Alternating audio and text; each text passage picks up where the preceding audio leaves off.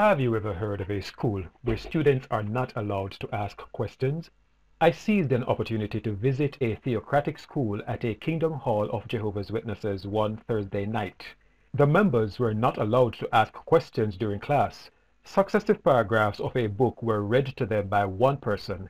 An elder then posed predetermined questions, and the members simply read back or repeated sentences from the paragraphs just read. If they had any questions, they were told to ask an elder at the end of the session.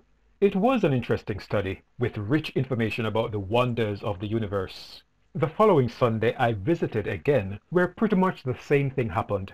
Only this time there was an uninterrupted talk given before the Watchtower study with questions and answers. Again, no questions from the members. All questions came from an elder, with the members simply regurgitating what was just read to them. Rarely was an original thought expressed by a member. For me, that was a bit disturbing, but not quite as disturbing as witnessing a lie being read to the congregation and have them repeat it.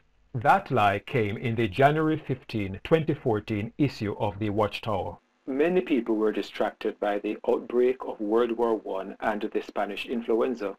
Yet, anointed Christians had keenly been anticipating 1914 as the end of the Gentile times, or appointed times of the nations. They were not completely sure what would happen. Still, they knew that 1914 would mark a turning point regarding divine rulership. I was stunned, and I felt really heartbroken to see people, innocent people, unsuspecting people, being so deceived by the organization they trust so very much. Compare that statement with this one found in a Watchtower book, Light One, published 1930, page 194. You're looking at an actual scan of that paragraph. All of the Lord's people looked forward to 1914 with joyful expectations. When that time came and passed, there was much disappointment, chagrin, and mourning, and the Lord's people were greatly in reproach. They were ridiculed by the clergy and their allies in particular, and pointed to with scorn, because they had said so much about 1914 and what would come to pass, and their prophecies had not been fulfilled. What have we here? A 1930 publication telling how disappointed they were when they said so much about 1914, but their prophecies had not been fulfilled, versus a 2014 publication telling us that they were not completely sure about what would happen. Just what is the truth? First of all, if independent thinking was allowed, the congregation would have picked up in that very service that something did not quite add up, because the very article that said the members were not exactly sure what would happen went on to say, when some of their expectations about what would happen in 1914 did not come about, what did they do? There's so much to chew on from that one sentence. 1. How could people be disappointed that some of their expectations did not come about when they were not sure exactly what to expect? 2. The statement implies that some of their expectations did in fact come true. That is not true. Not even one of their expectations were realized. 3. The society consistently seeks to pass the buck onto the members for having expectations, not taking responsibility that it was the organization that planted those expectations in the first place. The Watchtower has a consistent pattern of not divulging truthful information to their members, in keeping with their theocratic war strategy. What is the truth about 1914 and what happened then? To begin with, Jehovah's Witnesses today believe that Christ's invisible presence took place in 1914 and that Christ was enthroned as king in heavens. Most Jehovah's Witnesses are not aware that for 40 to 50 years, those events were attributed to the years 1874 and 1878, as shown on page 247 in the book published by their first president, Charles Taze Russell, in 1889, entitled The Time is at Hand. The January 15, 2014 Watchtower continued. As soon as they discerned the fulfillment of Bible prophecy, they boldly declared to others that God's rule had begun. This is amazing. Firstly, they had already been declaring that God's rule began in 1878. Secondly, they experienced no fulfillment of Bible prophecy because every single one of their prophecies for 1914 failed.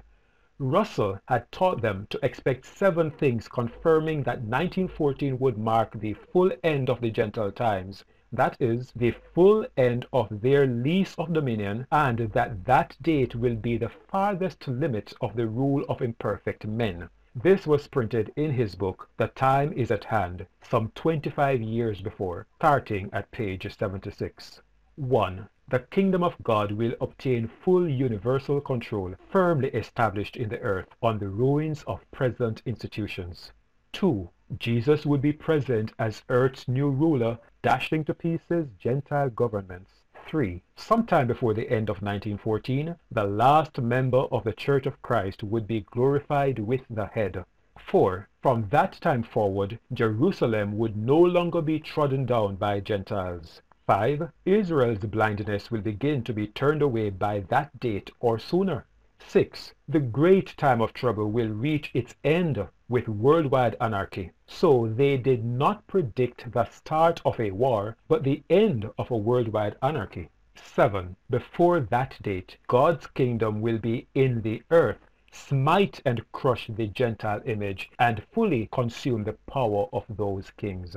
The organization is successfully deceiving members that their prophecy about 1914 marking the end of the Gentile times was fulfilled.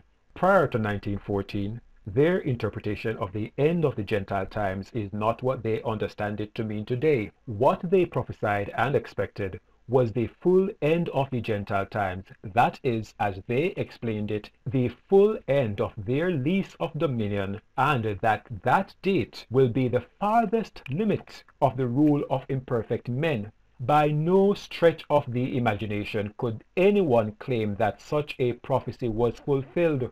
It would take a 2-hour documentary or longer to highlight the many half-truths and outright lies on the part of the society with regards to its history. But another unbelievable case of dishonesty is found in their history book. The organization once taught that Abraham and other patriarchs mentioned in Hebrews chapter 11 would be resurrected as princes of earth in 1925. Property was purchased and a house built for them called Beth Sarim. This stunning statement appears in the Proclaimer's book, quoting an earlier publication of theirs. The purpose of acquiring that property and building the house was that there might be some tangible proof that there are those on earth today who believe that the faithful men of old will soon be resurrected by the Lord, be back on earth, and take charge of the visible affairs of earth. Was that the purpose? Just a symbol of their faith? Former Watchtower president Ray Franz, in his book, The New World, published in 1942, told the true reason the house was built. The scriptures give good reason to believe that it shall be shortly before Armageddon breaks. In this expectation, the house at San Diego, California, was built in 1930 and named Beth Sarim, meaning House of the Princes. It is now held in trust for the occupancy of these princes on their return. Is the Watchtower deliberately hiding the truth about its history from members? They have an impressive software, the Watchtower Library, very impressive, along with their website which give access to current and previous books and articles, but you will not find anything before 1950. Why?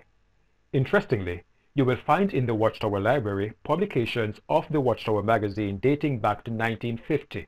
The Awake magazine had some striking predictions about the year 1975, printed in 1968.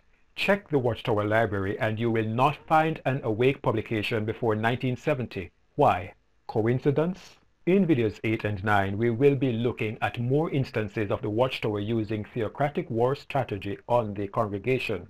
Why is the organization lying to its members? Do Jehovah's Witnesses not care if the organization they trust is lying to them? If the Watchtower Society dares to be honest, it can no longer present itself as Jehovah's organization, a topic that will be revisited in the next video.